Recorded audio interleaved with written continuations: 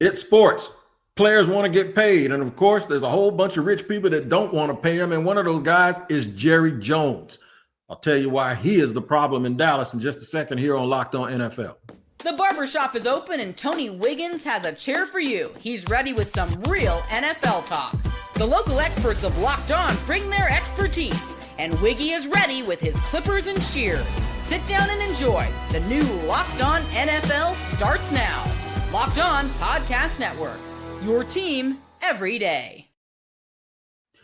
Yes, it is your team every day, and we thank you for making us your first listen here on Locked On NFL. I am Tony Wiggins, the host of The Barbershop, the second edition of Locked On NFL, and it's Monday, so I'm riding shotgun, or he's riding shotgun. That would be Julian Council from Locked On Panthers. He's hanging out with us today, and we're going to go through some of the biggest stories from around the National Football League and let you know exactly how we feel about them. And we'll remind you that we are free to subscribe to wherever you get your podcast. Make sure you tap into that location. Whether you watch or listen, we will be there. And this particular show is sponsored and brought to you by Game Time. Download the Game Time app, create an account, and use the code LOCKEDONNFL for $20 off your first purchase. Shout out to the everydayers. Thank you for joining us. And if you're new, thank you for coming in, and we'll give you something over the next half hour that makes you want to come back. Here's what we're going to do.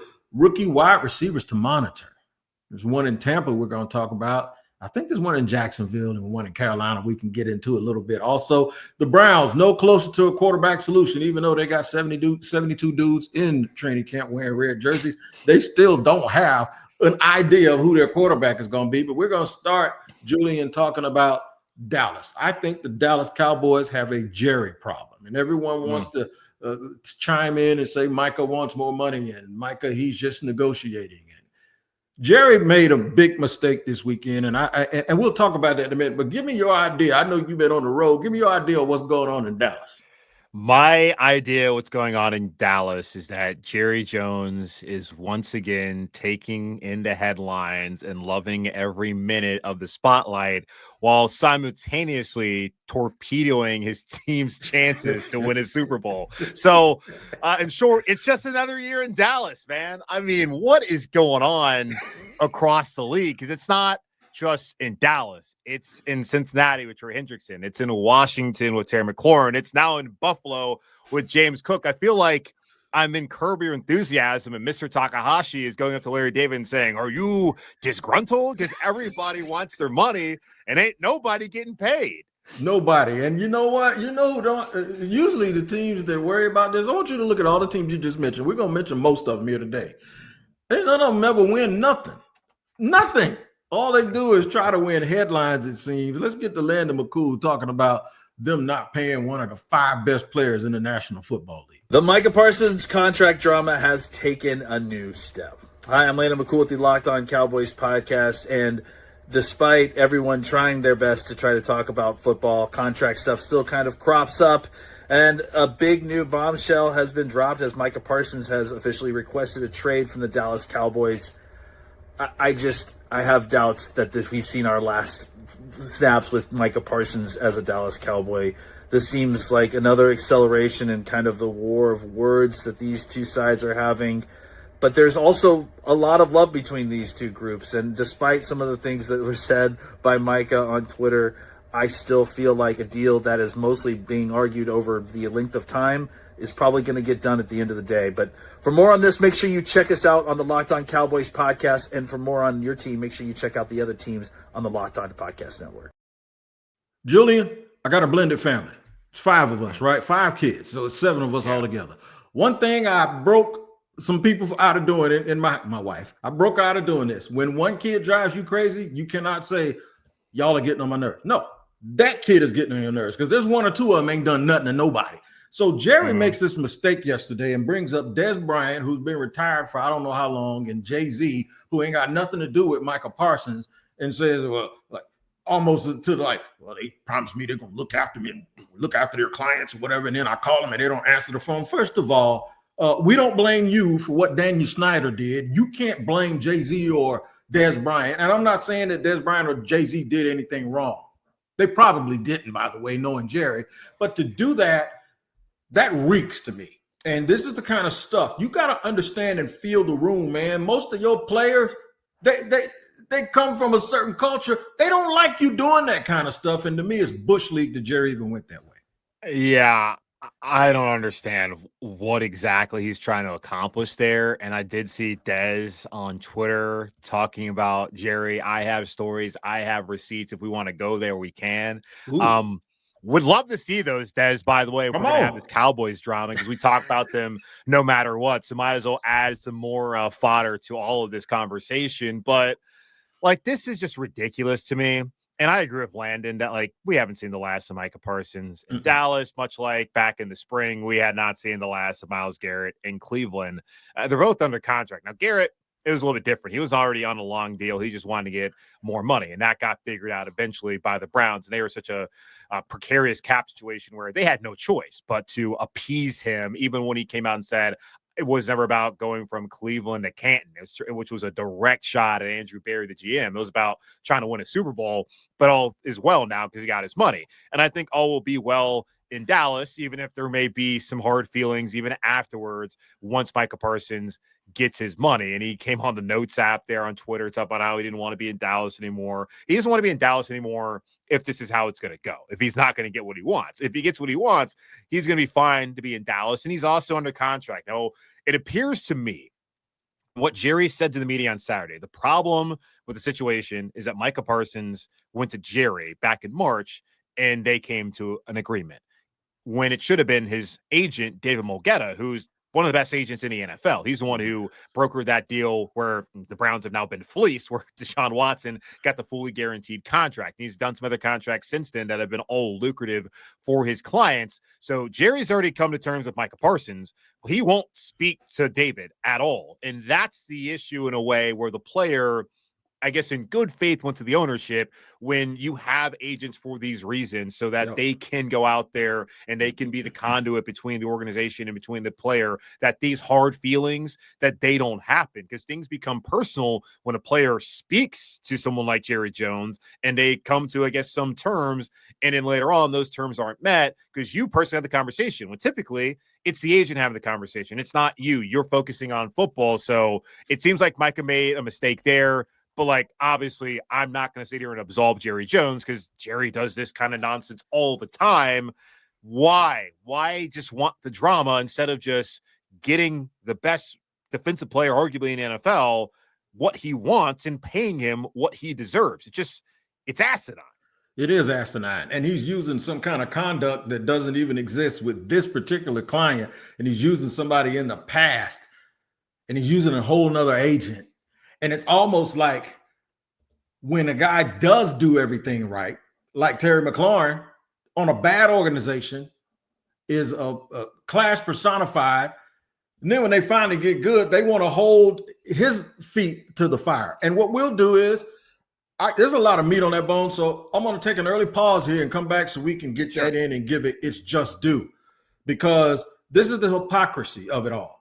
One guy is a class citizen, but he's too old, so we can't pay him. Another guy's a great player and a good citizen, but we can't pay him either because, we don't want to talk to his agent. This is why owners, as much as we don't like to lump them together, instead of them lumping players and agents together, they ought to look in the mirror and realize they are on this together. And don't get me going on some of this Pablo Torre stuff that they found out about how they have actually been colluding and been together behind the scenes. This is bad optics for Jerry. But Washington doesn't need to be included in that, but they are. And we'll talk about that in just a second here on Locked On NFL.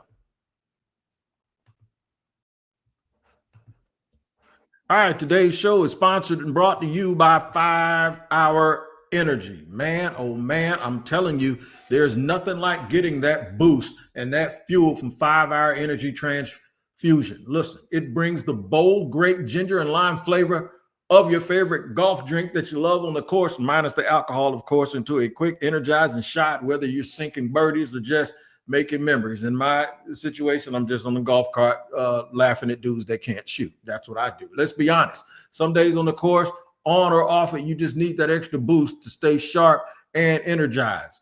And you know what? You can do that with 5 Hour Energy. This is what I want you to do. If you go to 5hourenergy.com today, that is the number 5hourenergy.com, you can use my promo code, which is Locked On Golf, to receive 20% off your order. This offer is only valid until September 30th on one order and cannot be used with other promotions. All right.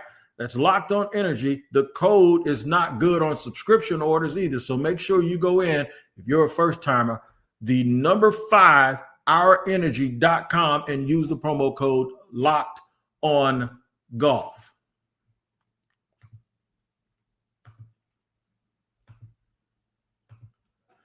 Julian Council is here with me today. I'm Tony Wiggins in the barbershop. We are talking about people that don't want to pay people. Well, Washington's had a bunch of goodwill, a whole bunch of goodwill in the last year. They totally flipped their organization and made people forget about the last 20 years under Daniel Snyder. It feels like Joe Gibbs just walked out of the door, and now this new regime is taking over because it was just that bad. And just like that, it got good. Snyder ought to feel real bad about that, by the way.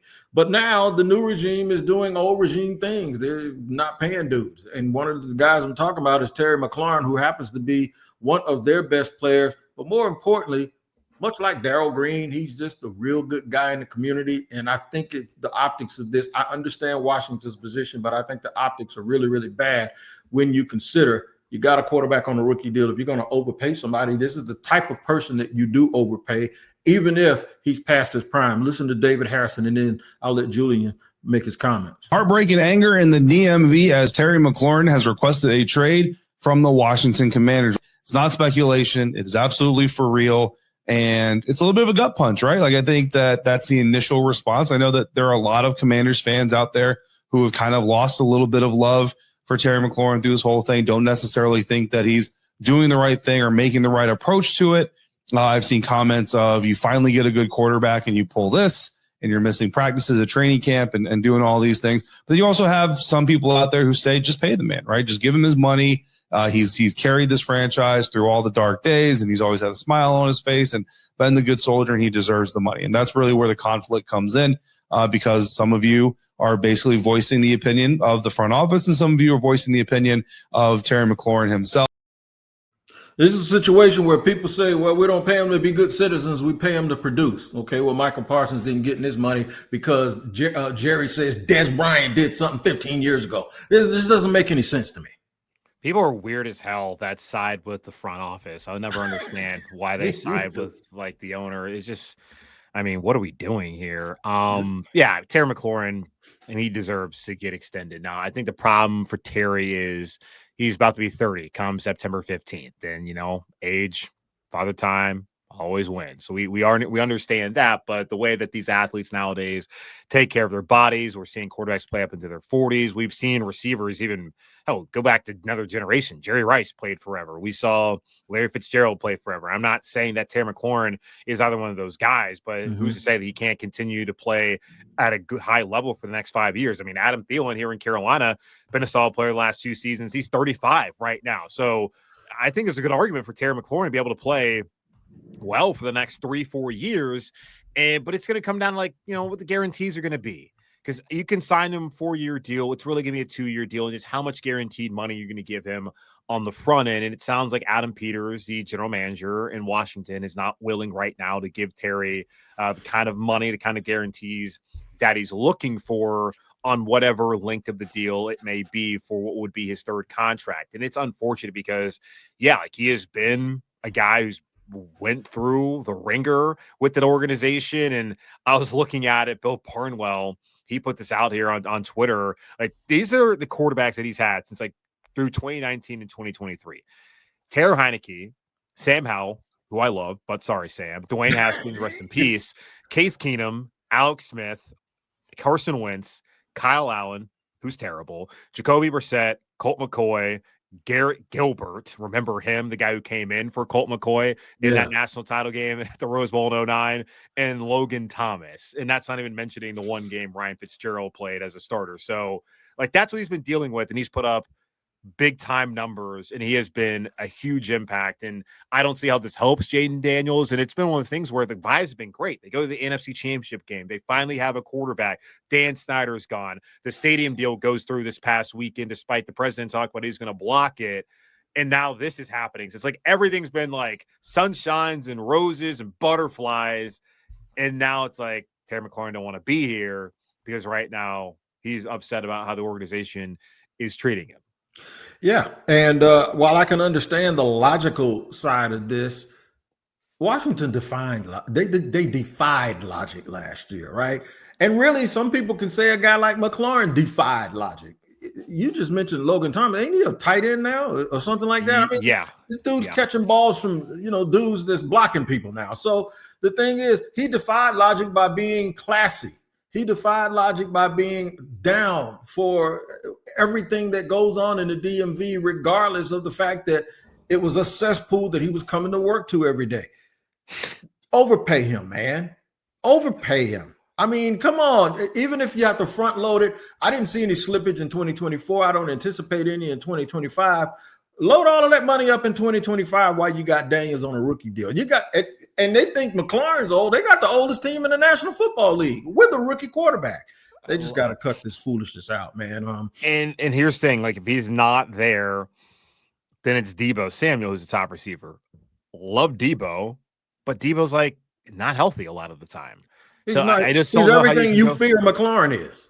Right. Like, you just can't risk it. And we'll see. He's under contract this year. I doubt he's holding out.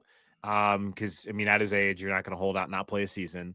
Yeah. I don't think we'll ever see anyone do what Le'Veon Bell did a couple of years ago. That did not, I guess, work out for him in the end. Because he'll never get that $15 million back.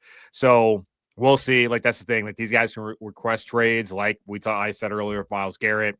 They gave him what he wanted. Micah Parsons, I think he's going to get what he wants. And that one's like a no-brainer. This one will be very interesting if they end up deciding that it's best for the organization to move on. But as far as like this season, hard to believe that. Now moving forward, could it be?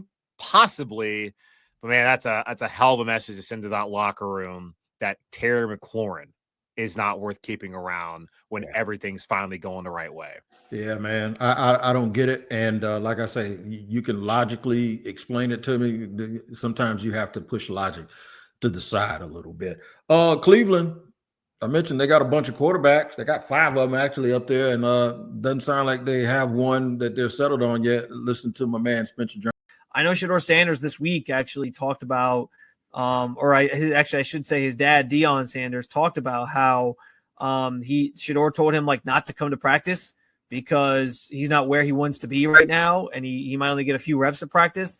And so those preseason games are going to be his best chance to audition for the Browns job and the NFL, because he's just not getting the reps at practice right now that I believe he honestly deserves. Like, I think he deserves a shot with the ones. It's hard to show what you can do. I'm a basketball bench rider. Coach used to put me in. I was on the fringe though of being able to actually contribute with starters, but he would put me in the game with dudes that were like the real bench riders, and I would look bad. I'm like, man, you got to put me in here with these guys so you can show. I don't know if he gets the opportunity though, Shedeur. I don't know.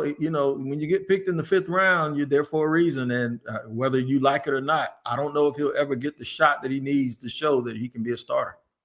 Yeah, I would be curious. I'm hoping to talk to Spencer because the Panthers and Browns have joint practices here in Charlotte on Wednesday. I'll be out there. Then on Friday night, that they will have the preseason game, and the Panthers will be playing their starters. So I will be getting a good look. At least I'm going to look at the Panthers defense, and we'll see whoever Cleveland's putting out there, and whether it's Shedeur. Like, Cleveland won't be my focus on Wednesday when I'm out there, but of course I'll be looking at them as well. And I'm kind of curious, it's like the roster numbers there, because I mean, they're not going to keep 4 quarterbacks, and you just drafted 2. I mean, I would assume Flacco's probably the favorite to start. Kenny Pickett right now is banged up, so at most you're keeping 3. Oh, who's making it? That's the thing. It's not even just like, okay, who's going to start? Does it matter? Because they're going to be bad regardless. I'm just kind of curious, like, I mean, Shedeur's not going to get cut, is he? Is Dylan Gabriel going to get cut? I was reading today some insight from like Jeremy Fowler and Dan Graziano, and there's a lot of talk that people around the league who they trust really think that Dylan Gabriel is a good player. Those people don't know what the hell they're talking about, but that's fine. Have that belief. But then like Kenny Pickett, whatever. He was worse. I mean, outside of that 1 year, I think he was worse than Shedeur and Dylan when he was in college. So, and he didn't really coat himself in glory in Pittsburgh. It's it's a bad situation. Yeah, and Joe Flacco might have a kid somewhere as old as both of those two dudes you just mentioned. Yeah. And we ain't even mentioned Deshaun Watson yet, and I don't know if we have a reason that we should be mentioning him, but that's a hot mess up there. Not just the mess. I'm talking about dumpster juice in the corner mess. It's crazy up there in Cleveland with that quarterback situation. I would love to be a fly on the wall at y'all's practices, though. I might have to start texting you every day saying what's going on. It's going to be something to watch. Rookie wide receivers making a lot of noise. One in Tampa, one in Jacksonville, one in Carolina also. I don't know. We'll find out from Julian in just a second here on Locked On NFL. Today's show sponsored and brought to you by Game Time. Listen, man, last minute tickets, all of that. If you've ever been in the last minute ticket group to head to a ball game with friends and family, then maybe it's game day and you suddenly realize you want to be in the stands. Procrastinating. That's right. Don't worry about it. You're not going to get punished for it because Game Time makes up for all of that procrastination. Exactly where Game Time comes in, because they specialize in getting all of that done for you at the last minute. Tickets even get a little bit less expensive the closer you get to the first pitch, and you can splurge on food and drinks and merch with that extra cash. Game Time makes buying tickets fast and simple. It is the official ticketing partner of Major League Baseball, making it easy for you to catch games way before they get towards the pennant. All right, take the guesswork out of buying tickets with Game Time. Download the Game Time app, create an account, and use the code LOCKEDONNFL for $20 off your first purchase. Terms apply. Again, create an account and redeem code. I'm going to spell it for you. LOCKEDON NFL for $20 off. Download the Game Time app today. Last minute tickets, lowest price, and it's guaranteed. All right, Julian Council, talking rookie wide receivers. We'll get to the ones that we cover here in just a minute. We're going to talk first, though, about one that's in Tampa. Ameca Igbuka fell to the Bucs. They were a team that was in a real good spot to take a real good player that I did not think they needed, but I think they might need it if Mike Evans ever retires. But he's right, like Jalen McMillan is number 3, Chris Godwin's number 2. But he's still taking advantage of his reps and making the best of it down in Tampa. Here's James Yarko to talk about that. I mean, we were impressed when Godwin came in from Penn State, and the way he carried himself, the way he went about his business. Like, this guy looks like he is going to be the real deal. Ameca Igbuka looks like he's even ahead of Godwin as a rookie. When you talk to him, when you watch him, you see how strong his legs are. You see the footwork. You see how precise he is with his routes. He's all about business. The way he goes up, high points it, way he gets it away from his hands. It really is impressive. And then you listen to Baker Mayfield, and he says, flat out stud. He was the number 1 wide receiver in the country coming out of high school. When all of those dudes kept getting drafted from Ohio State, they all kept saying he was the best athlete of that group. Now, that changed last year with Jeremiah Smith, JJ, who's a freakazoid. But it does not surprise me that Ameca Igbuka is doing the things he's doing in camp with the Bucs. Yeah, I mean, look, if you got any parents out there with kids who play wide receiver, there's only one school to send them to, and that's the Ohio State University. Brian Hartline, he played 7 years in the NFL, and he had 2 years there in Miami where he had over 1,000 yards receiving. So it ain't like he couldn't play when he was up there. He does a tremendous job with those young men up there in Columbus. And Ameca Igbuka, of all that have come through Ohio State, all the All-Americans, all the first-round picks, the national champions, he has more receiving yards than anybody in the history of the Ohio State University. And yeah, it was 5 years he spent up there, but he left with a national title, left with those records, and now he's gotten to the league. And I mean, Baker Mayfield, he was on New Heights talking about it with the Kelsey brothers. I was reading a report before this morning just about how well he's playing. And Chris Godwin's not going to be ready to go the first couple of weeks of the season. And the expectation will be that Ameca Igbuka can possibly step into that role. Maybe it's Joe McMillan who gets that role first, but Igbuka's more of an outside guy. McMillan's more of a slot guy. So you look at it like, even when Godwin comes back, and assuming that Chris Godwin's still the same guy, Ameca is going to be able to still get some opportunities. And it seems to be that the Bucs the thought process was, all right, Mike Evans could decide to step away after this season, especially if that Bucs team, as good as I think they're going to be, if they are able to live up to the hype, maybe get back deep into the playoffs, maybe get to the Super Bowl down there and wherever it's at, I forget where it's at. Like then Santa Clara, I believe. Yeah, that's right, Santa Clara. So then Igbuka can step up once Mike Evans leaves, and he can be the number 2 to Chris Godwin and have McMillan then there as well. Like good player, happy for him, and yeah, send your kids to Ohio State if they play wide receiver. Yeah, no doubt about it. A couple of other rookies. I'll give you a quick Travis Hunter update. They had their scrimmage the other night, and most of the people that went to the scrimmage, they were like, he just makes everything look really, really easy. He catches anything in his vicinity. If there was a football comp or basketball comp to what it's like watching him, and you're going like, how did he do that? He kind of reminds me of John Moran in cleats. It's just like out of nowhere, just goes up and does something, and he makes it look relatively easy. I'm very, very interested, though, in Ted McMillan, because I think if Cleveland doesn't make that trade with us, either Ted McMillan or Tetaro McMillan or Ashton Genty is here. And since the Jaguars did take a wide receiver, tell me what McMillan has been like. What have you seen from him, and your first impressions of Tetaro? Yeah, he certainly looks the part. That's for sure. I mean, I felt like Carolina needed to get a true number 1 wide receiver, and he is kind of like out of central casting when you're looking for it, like that 6'5" frame. Now, you don't have to be that big. We've seen a lot of the smaller slot kind of guys become those number 1s in the NFL in recent years with those kind of offensive schemes, but he struggled early on in camp with the physicality. Mike Jackson, who's the number 2 corner in Carolina, really bodied him, kind of probably some penalties, but you're not really throwing too many of those during training camp. But I think Dave Canales, head coach out here in Carolina, wanted to see how McMillan was able to handle physicality. And he spoke to the media on Friday. I missed that day of training camp as I was out of town.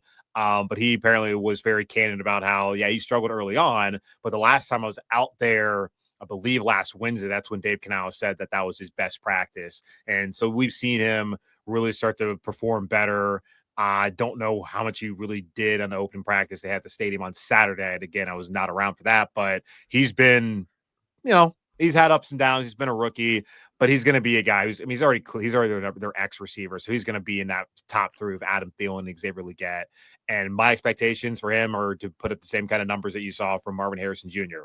and you saw from Roma Dunze. And I don't know if he's going to put up Malik Neighbors numbers, but those are the 3 guys I look at from a year ago where he should be in that same kind of tax bracket, because those were top 10 picks. He was a top 10 pick. Their numbers and their final 2 years in college, respectively, were all very similar. And T-Mac actually had better numbers than most of those guys. So, I'm expecting him to be an impact player and one of the guys that Bryce Young's looking for first.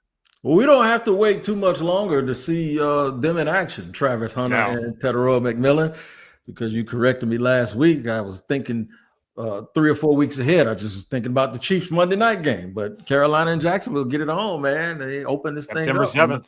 That's right. We're gonna see all the magic that's made out there with those 2 guys. But magic can also be made if you check out Locked On Bets. You go fatten your pockets up, man. That's right. You make that your second listen. And betting experts Lee Sterling and Kevin Rogers have daily baseball and football futures on deck. That's right. Find Locked On Bets on YouTube or wherever you listen to your podcast or watch your podcast. My man Julian's got to get to it, and we're going to let him do that. We appreciate him joining us. Check him out on Locked On Panthers for all of your Panthers needs, and we'll see you later here on Locked On NFL.